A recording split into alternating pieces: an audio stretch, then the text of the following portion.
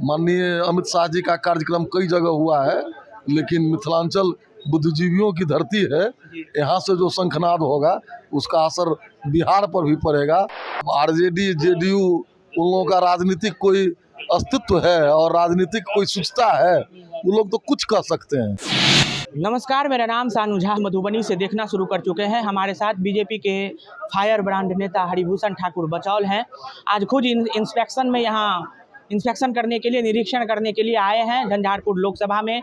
जिस तरीके से इन लोगों का कहना है कि हम सभी ऐतिहासिक अभी आम जो है वो सभा करने वाले हैं। खुद गृह मंत्री का दौरा है, लगातार आप लोग इंस्पेक्शन के लिए आ रहे हैं। कितनी भीड़ की संभावना कर रहे हैं? लाखों लोग रहेंगे यहाँ। जैसा लोगों में उत्साह और उमंग है, उससे ऐतिहासिक सभा होगी इस मैदान में, ऐसा हम लोग समझ रहे हैं। और उसी दिन से चुनावी शंखनाद मिथिलांचल में शुरू हो जाएगा और आने वाले चुनाव में 40 के 40 सीट जीतेंगे। कहीं कोई इसमें शक और शुबा नहीं है। यानी लोकसभा चुनाव यहीं से आप लोग शंखनाद करेंगे। खुद आप मिथिला के धरती से आते हैं। निश्चित रूप से माननीय अमित शाह जी का कार्यक्रम कई जगह हुआ है, लेकिन मिथिलांचल बुद्धिजीवियों की धरती है। यहाँ से जो शंखनाद होगा उसका असर बिहार पर भी पड़ेगा। और बिहार के आप लोग जानते हैं कि बिहार के बहुत लोग बाहर भी रहते हैं, बड़े बड़े ओहदे पर हैं, और साथ ही दुनिया में बिहार का बोलबाला है बौद्धिकता के क्षेत्र में, IAS IPS के क्षेत्र में। तो बिहार के मिथिलांचल के धरती से जो गरजेंगे अमित शाह जी, उसका असर देशव्यापी इंडिया पे पड़ेगा। इंडिया गठबंधन घमंडिया है, समझे नहीं?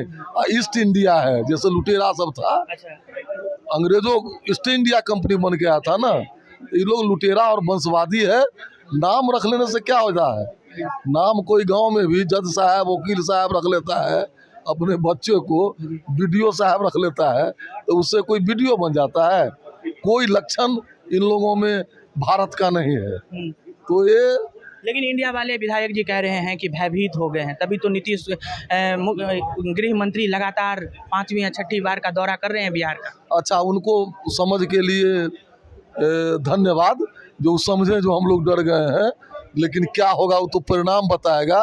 और लोगों में जो उत्साह देख रहे हैं, खाता खुलना बिहार में मुश्किल है। खाता खुलना मुश्किल। G20 की जिस तरीके से बैठक हुई, उसके बाद एक तस्वीर खूब जमकर वायरल हुई है मुख्यमंत्री की और प्रधानमंत्री की।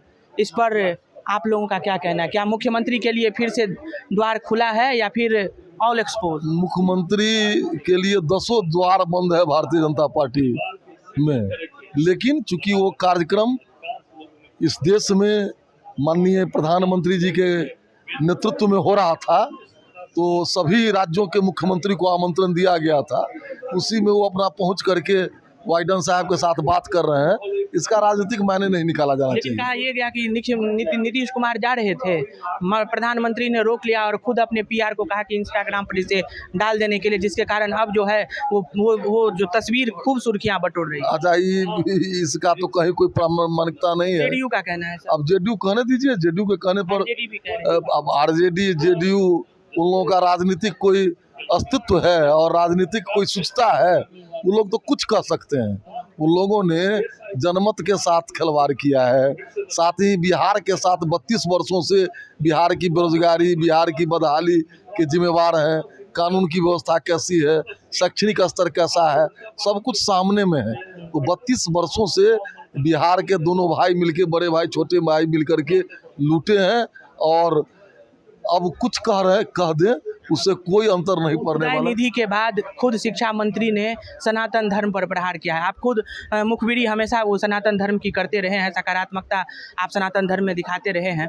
लेकिन उदय निधि के बाद, उसके बाद अपने ही राज्य के शिक्षा मंत्री का इस तरीके से कभी डेंगू मलेरिया कह देना, फिर उसके बाद मर्यादा पुरुषोत्तम राम की जो तुलना है, या फिर मर्यादा पुरुषोत्तम की तुलना हजरत पैगम्बर मोहम्मद से, कहाँ तक आप माकूल समझते हैं? देखिए, अशिक्षित और जाहिल शिक्षा मंत्री हैं बिहार के, उनके बातों पर तवज्जो देने की कोई आवश्यकता नहीं है। राम को दुनिया मर्यादा पुरुषोत्तम मानती है और मानवता से भरपूर राम का चरित्र रहा है। उनका तुलना अगर वो करते हैं दूसरे लोगों से, ये कहीं उचित नहीं है। अगर उनको सनातन संस्कृति में, हिंदू संस्कृति में दम घुट रहा है तो वो इस्लाम धर्म को कबूल कर लें, क्रिश्चियनिटी में चले जाएं। इस तरह से अगर वो कर रहे हैं तो इस सबका खामियाजा उनको भुगतना पड़ेगा। राज्य की जनता सब देख रही है। ये हमारे साथ बीजेपी विधायक हरिभूषण ठाकुर बचौल थे। अपनी बातों को बड़ी स्पष्टता से रखते हैं और आज भी तमाम बातों को सिलसिलेवार ढंग से रखा है। खुद निरीक्षण में आए थे। अभी लोकसभा, जो झंझारपुर लोकसभा है, उस लोकसभा में अमित शाह का आना है। अमित शाह जो गृह मंत्री हैं उनका आना है और लगातार नेता जो हैं वो आ रहे हैं। विभिन्न जो यहाँ का स्टेडियम है वो विभिन्न कोनों में जाकर के उसका निरीक्षण कर रहे हैं कि कहीं कोई काम छूट ना जाए। ये हमारे साथ हरिभूषण ठाकुर बचौल। ऐसे ही तमाम छोटे बड़े खबरों को लाइव सीरीज पर देखते रहें। तत्काल के लिए दीजिए इजाजत। नमस्कार, धन्यवाद।